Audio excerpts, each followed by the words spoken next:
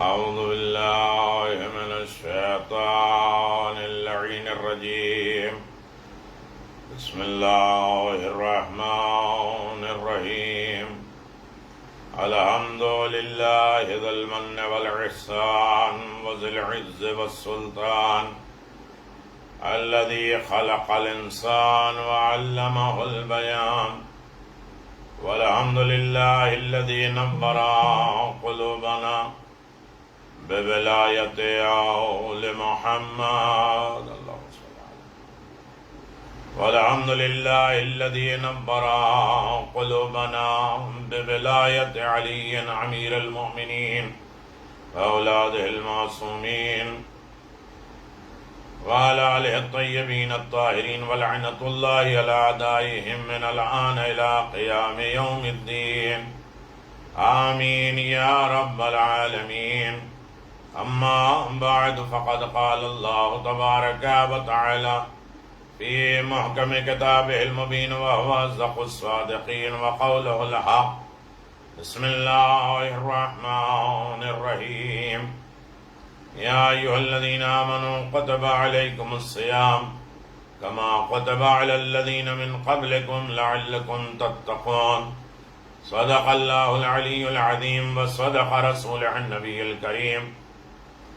سامعین گرامی قدر، ناظرین محترم، ماہ رمضان کی عبادتوں کے، احکامات کے، نیکیوں کے مقصد کیا ہے، فضیلت کیا ہے اور اہمیت کیا ہے، اس ضمن میں آپ حضرات سے گفتگو جاری ہے کہ مقصد کیا ہے،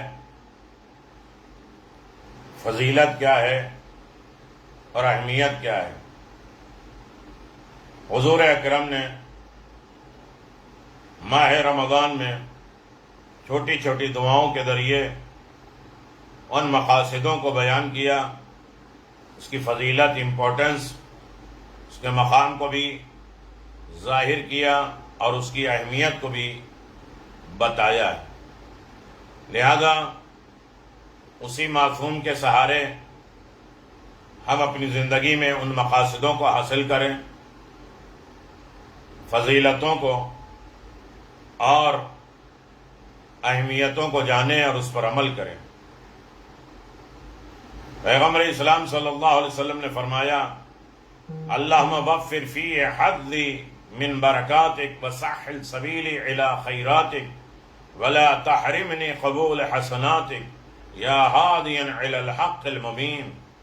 خدایا آج کے دن اس ماہ کی برکتوں کو ہمارے نصیب میں زیادہ قرار دے اور میری راہ کو آسان کر دے، اس ماہ کی نیکیوں تک پہنچنے کے لیے، اور مجھے محروم نہ رکھ اس ماہ کی نیکیوں کے قبول کرنے سے، اے روشن حق کی طرف ہدایت کرنے والے پروردگار۔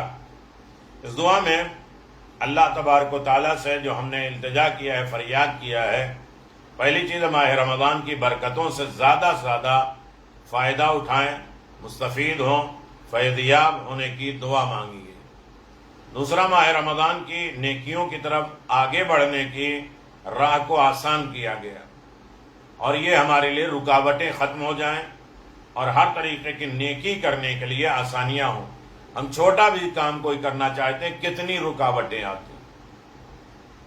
یہی ویڈیو، یہی پروگرام ہم سینڈ کرتے، کتنی رکاوٹیں آتی ہیں، لیکن کام جاری ہے الحمدللہ۔ ماہ رمضان کی نیکیوں کی طرف آگے بڑھنے کے لیے ہمارے راستے کو آسان کر دے، نیکیوں کو قبول نہ کر کے محروم نہ رکھنا۔ بہت سے نیکیاں لوگ کرتے ہیں اور اس کے بعد وہ محروم ہو جاتے ہیں، لیکن کب، کس عالم میں، کس وجہ سے ان کی نیکیاں قبول نہیں کی جاتی ہیں؟ اگر یہ کہا جائے وفر کے معنی کامل کر اور زیادہ کر، حظ کے معنی میرے نصیب، میرا حصہ سے فیضیاب کر، بندہ اپنے رب کی بارگاہ میں دعا کرتا ہے، خدایا تو مجھے اس دن میں اس ماہ کی برکتوں سے زیادہ فیضیاب، فائدہ اٹھانے کی توفیق یعنی زیادہ زیادہ برکتوں کو میرے لیے نصیب فرما۔ یقیناً ماہ مبارک رمضان معنوی برکتوں کا مہینہ ہے، وہ شخص بڑا خوش نصیب ہے جو اس ماہ میں زیادہ سے زیادہ برکتوں کو اپنے حصے میں قرار دے دے۔ تمام دعاؤں میں برکتوں کا ذکر آ چکا ہے، جس کے ضمن میں برکت کے معنی مفہوم کے بارے میں نمو ہونا، اضافہ ہونا۔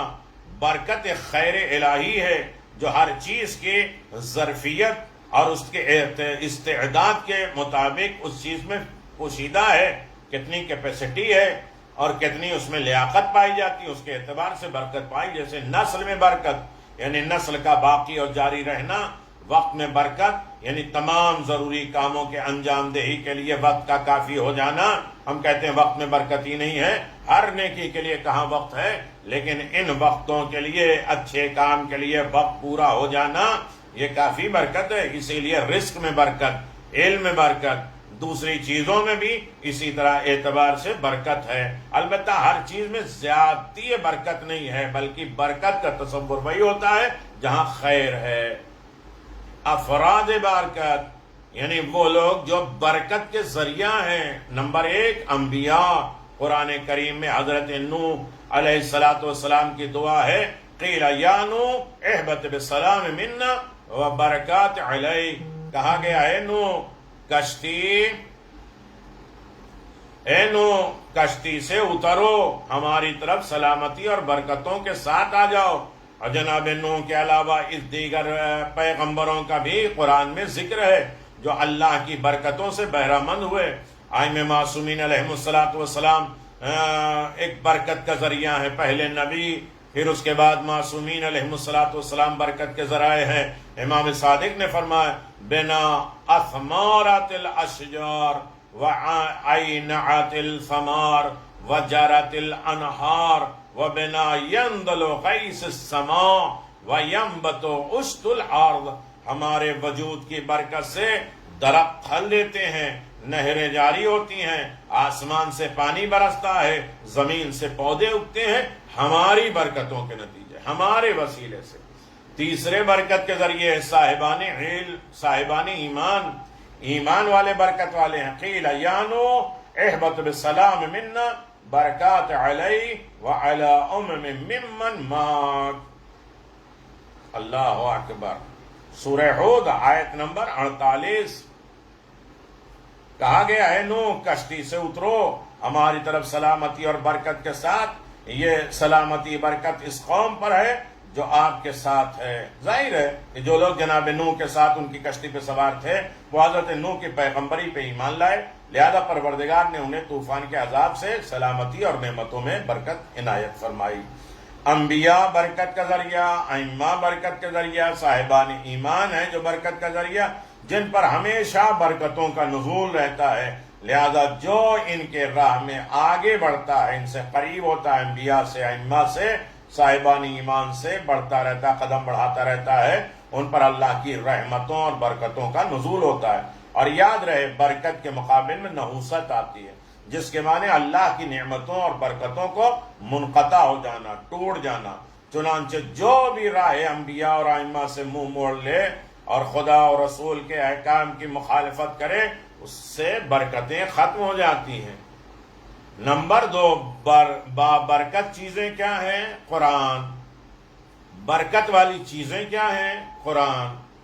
جس کے اوپر سب سے زیادہ برکتیں نازل ہوتی ہیں وہ انبیاء، ائمہ اور صاحبان ایمان۔ لیکن برکت والی چیز کیا ہے؟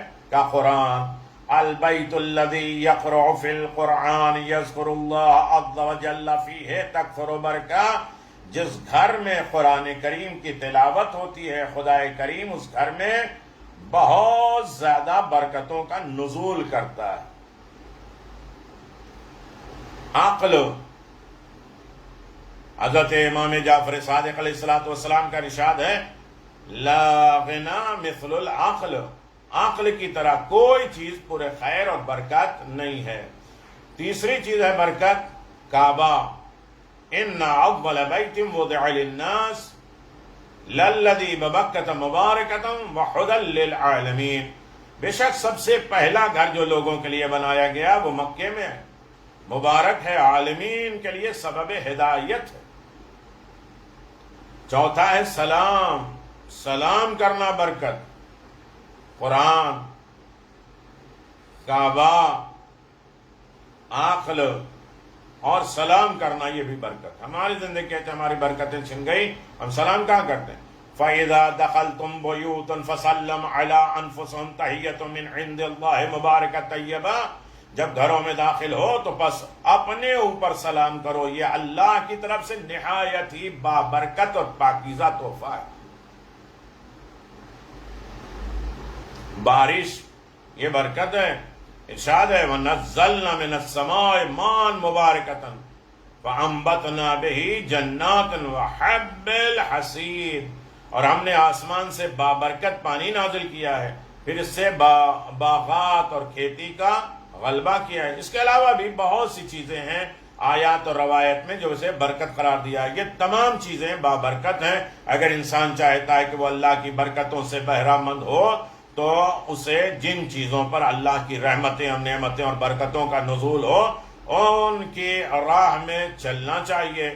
یہ وہ فطری بشر کی تمنا ہے جسے اللہ تعالیٰ نے ہماری دعا کی شکل میں رکھا ہے۔ سورہ الحم میں اہدنا الصراط المستقیم صراط الذین انعمت علیہم، ہمیں سیدھے راستے کی ہدایت فرما جو ان لوگوں کا راستہ ہے جن پر تو نے نعمتیں نازل کی ہے۔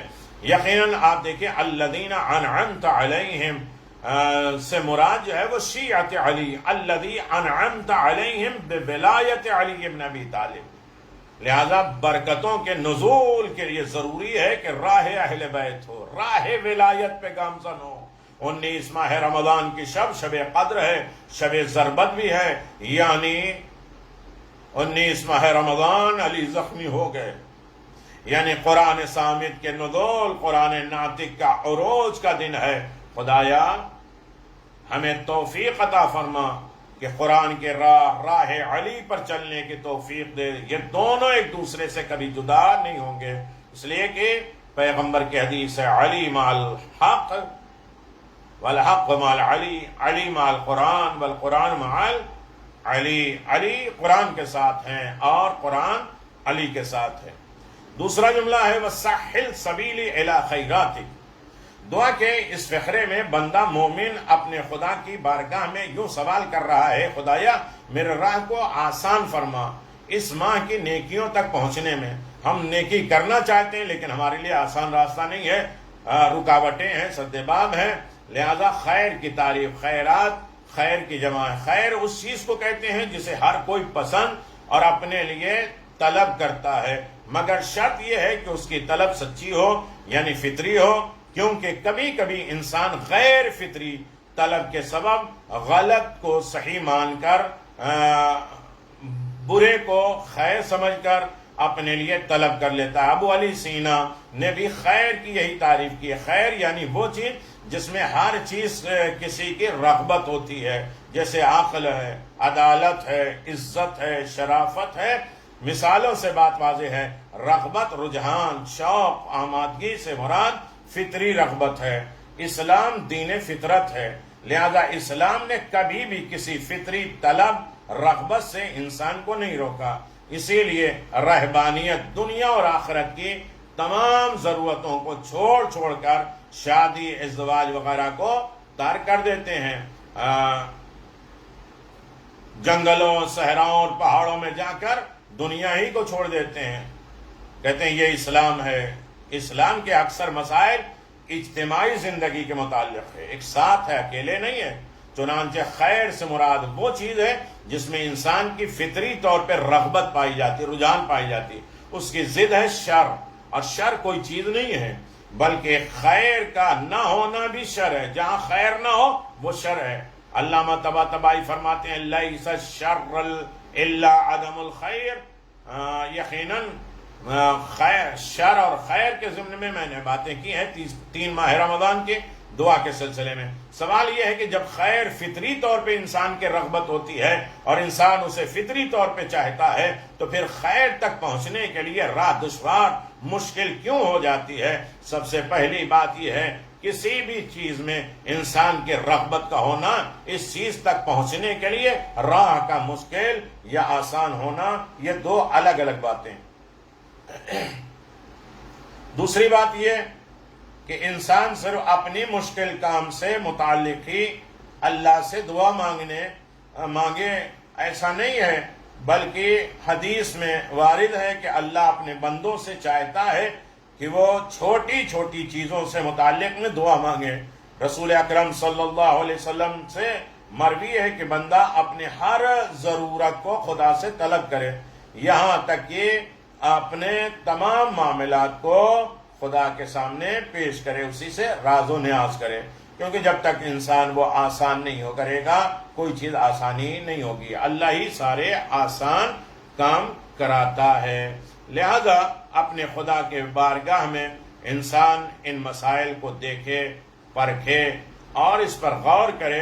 انشاءاللہ حسنات کے ضمن میں آپ سے گفتگو جاری اور ساری رہے گی، اور تیسرا فقرہ انشاءاللہ پھر آپ کی خدمت میں گزارش کیا جائے گا، اور اس اعتبار سے تیسری اور اہم چیز یہ ہے کہ کبھی کبھی کسی چیز میں انسان کے رغبت اور چاہت کے باوجود شیطان کا کام یہ ہے کہ وہ غلط کو صحیح اور صحیح کو غلط قرار دیتا ہے۔ اِنَّا زَيَّنَ لَهُمُ الشَّيْطَانُ أَعْمَالَهُمْ فَصَدُّوا عَنْ سَبِيلِهِ فَهُمْ لَا يَهْتَدُونَ، شیطان نے ان کے لیے ان کے اعمال کو خوشنما بنا دیا، بس اس طرح ان کے لیے راہ ہدایت بند کر دیا، بس وہ ہدایت نہیں کر پاتے۔ وہ چیز جن کی وجہ سے شیطان انسان کے عزم و ارادے پر مسلط ہو جاتا ہے، تین ہیں: شہوت، غضب، نفسانی خواہشات۔ شہوت جانوروں کی خصلت ہے، عادت ہے، جس کا وجود انسان میں بھی ہے، جس کے بے جا استعمال سے انسان حق اور خیر کے راستے سے الگ ہو جاتا ہے۔ انسانیت کے لیے یہ ایک عظیم آفت ہے۔ غضب درندوں کی خصلت ہے، جس کی عقل پر غالب آ جانے سے انسان جانور سے بھی بدتر ہو جاتا ہے، سوچنے اور سمجھنے کی صلاحیت کو کھو بیٹھتا ہے۔ یہ شہوت سے زیادہ بڑی مصیبت ہے۔ نفسانی خواہشات، شیطانی خصلت، جو کہ دونوں چیزوں سے بھی بہت بڑی مصیبت ہے، جس کی بنا پر انسان دین کو دنیا کے عوض بیچ دیتا ہے اور برائی کے لیے آمادہ ہو جاتا ہے۔ شہوت کے ذریعے انسان خود پر ظلم کرتا ہے اور غضب کے ذریعے دوسروں پر ظلم کرتا ہے۔ نفسانی خواہشات کی بنا پر انسان اپنے خدا پر بھی ظلم کرتا ہے۔ شب قدر خیر و برکت کے شب ہے، اور یہ دن عظیم ہے۔ 19 ماہ رمضان کی تاریخ جہاں شب ضربت مولا کائنات ہے، وہیں شب قدر بھی ہے۔ شب قدر خیر و برکت کی شب ہے۔ لیلۃ القدر خیر من الف شہر، یعنی شب قدر 1000 مہینوں سے بہتر ہے۔ گویا جتنی خیر و برکت انسان 1000 مہینوں کی راتوں میں حاصل کر سکتا ہے، اگر توفیق الہی شامل ہو جائے تو بندہ اسے اس رات میں حاصل کر سکتا ہے۔ غور طلب بات یہ ہے کہ انسان اگر ایک لمبی عمر زندگی کرے تو اسے وقت میں ہی وہ اپنی زندگی میں 1000 مہینوں کو پا سکتا ہے، یعنی پوری زندگی میں جس مقدار میں خیر و برکت کا حصول ممکن ہے اس سے کہیں زیادہ شب قدر کا حاصل کر سکتا ہے۔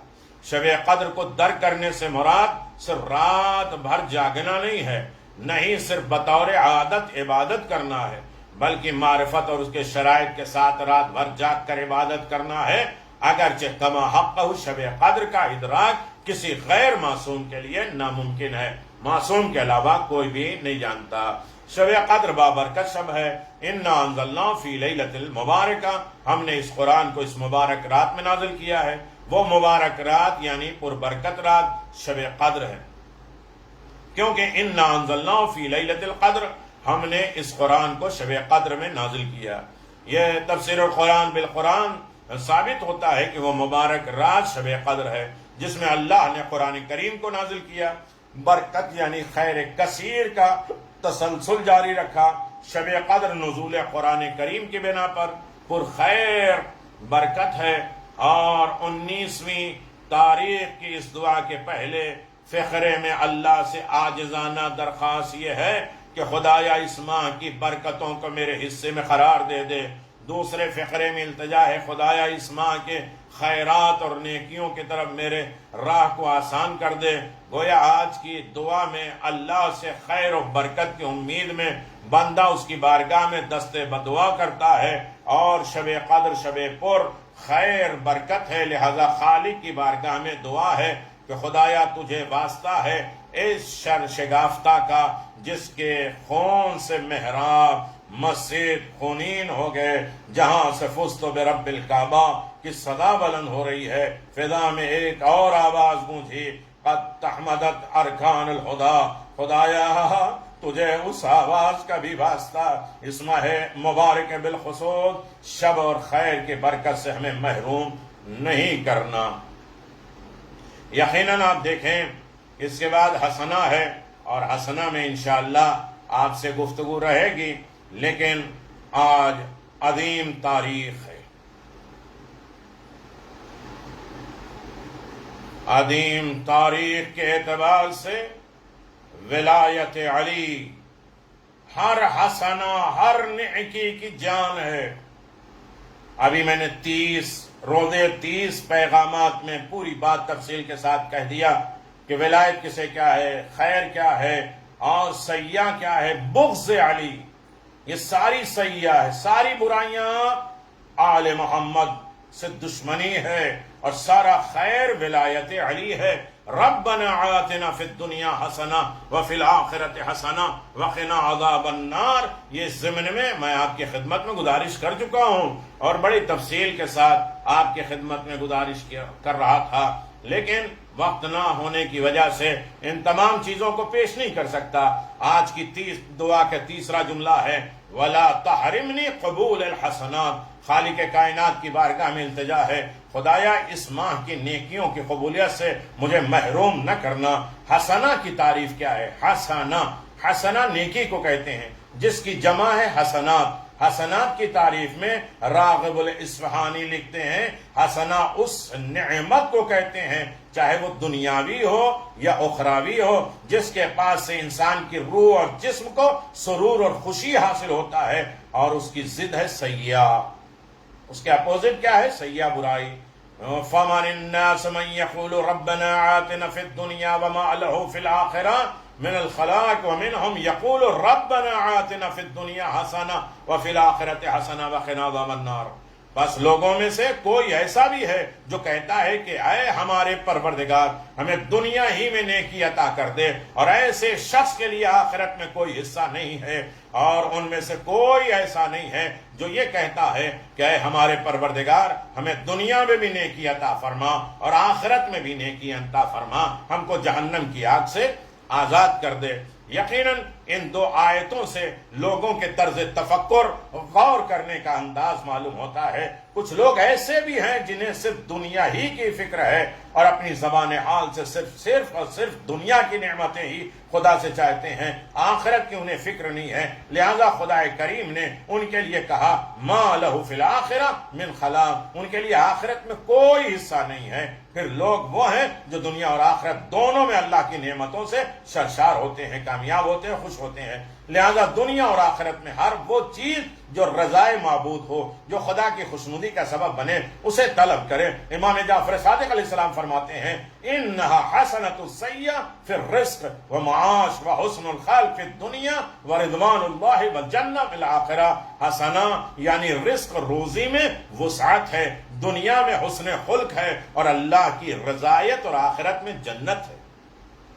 گویا امام معصوم نے حسنہ کے مصادیق بیان کر دیے۔ حدیث میں مصادیق ہے جسے اللہ کا شکر بجا لانے والا دل ہو، ذکر حق کرنے والی زبان ہو، اور با ایمان زوجہ ہو، یہ سب حسنہ ہے۔ ذکر کرنے والے شکر کرنے والا دل مل جائے، ذکر کرنے والی زبان، حق بولنے والی زبان مل جائے، اور بہترین ایماندار عورت مل جائے، تو سارے حسنات، ساری نیکیاں اسے مل گئی۔ خیر و حسنہ کا مفہوم بالکل ملا ہوا ہے۔ حسنہ کا دائرہ بہت وسیع ہے۔ حسنہ، اللہ اکبر، جب دل شاکر ہوتا ہے، زبان ذاکر ہوتی ہے، اور دوسروں کے ساتھ حسن خلق کے ساتھ پیش آنا مسلم نیکی اور حسنہ ہے، تو ان کاموں کو خلوص دل کے ساتھ بارگاہ خداوندی میں پیش کرے تاکہ ان نیکیوں کو سند قبولیت عطا ہو جائے۔ ایک نیکی کے عوض اللہ کی بارگاہ سے اس کے مانند 10 نیکیاں مل جاتی ہیں۔ من جاء بالحسنہ فلہ عشر امثالہا، لیکن شرط ہے ولایت علی بن ابی طالب۔ جو بھی خدا کی بارگاہ میں ایک نیکی لے کر آئے گا پر اس کے لیے 10 نیکی کے برابر ہے۔ حسنات نیکیاں قبول ہونے کے شرائط یہ ہیں، اور یقیناً اللہ تبارک و تعالیٰ نے بہت سی چیزیں ہیں کہا کہ انما یتقبل اللہ من المتقین، متقی کے اعمال قبول ہو جائیں گے۔ اور پھر معصوم نے فرمایا کہ حسنہ نیکیاں اسی کو قبول ہوگی۔ فمن لم یتولا لم یرفع اللہ عملا، جو بھی ہماری ولایت کو قبول نہیں کرتا، نہیں کرے گا، اس کے عمل کو اللہ قبول نہیں کرے گا۔ پڑھے جاؤ، توڑے جاؤ گھٹنا، قرآن پورا ختم کرتے جاؤ، لیکن ولایت علی نہیں ہے۔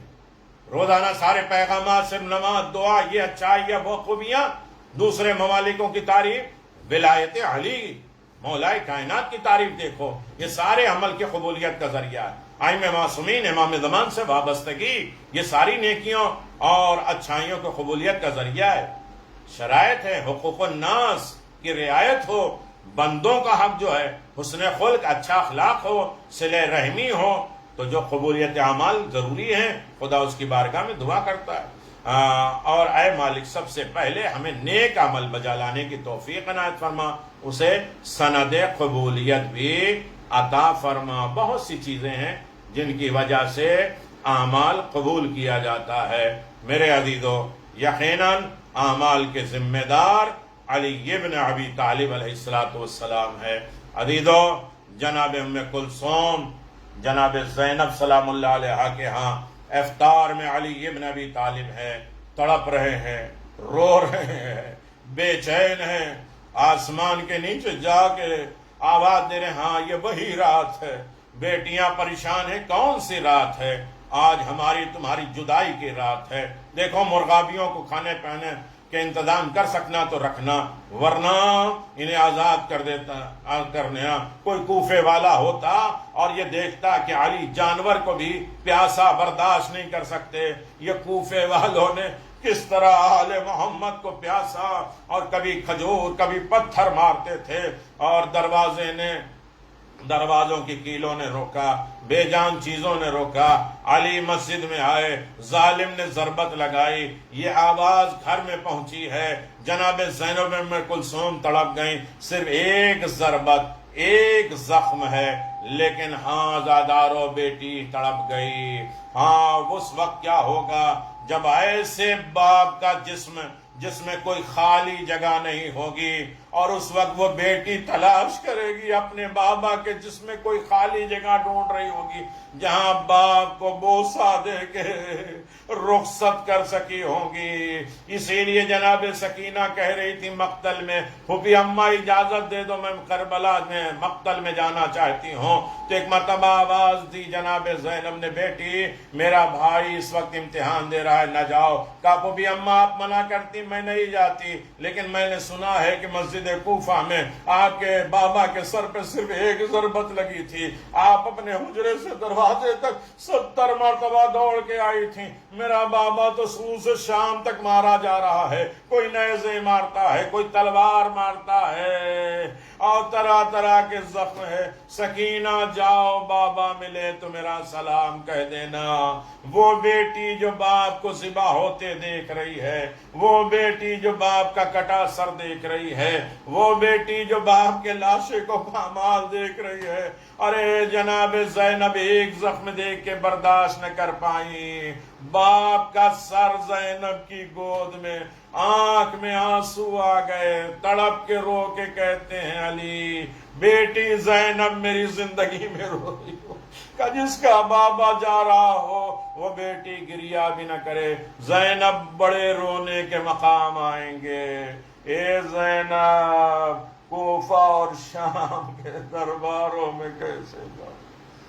علی جیسا شفیق باپ یتیموں بیواؤں کا خیال کرنے والا جا رہا، الا لعنت اللہ علی قوم الظالمین سیعلم الذین ظلموا ای منقلب ینقلبون انا للہ و انا الیہ راجعون۔ پروردگار سب کی دعاؤں کو قبول فرما، حاجات کو قبول فرما، ولایت اہل بیت پر ہمیں گامزن فرما، اور جو دشمن اہل بیت انہیں فی النار کر دے۔ یہ مصیبت، پریشانیاں، دشواریاں، بیماریوں کو دور فرما، ہمیں آزادی کے ساتھ ذکر حسین، ذکر مولا کائنات، مصائب آل محمد، تابوت علی کی زیارت کرنے کی توفیق عطا فرما، روضہ مقدسہ تک پہنچنے کی جانے کی توفیق عطا فرما، ہمارے اس غم سے امام زمان کو راضی فرما، خوشنود فرما، ان کے غیبت میں ہماری جو ذمہ داری فرائض ہے اسے بخوبی انجام دینے کی دولت عنایت فرما۔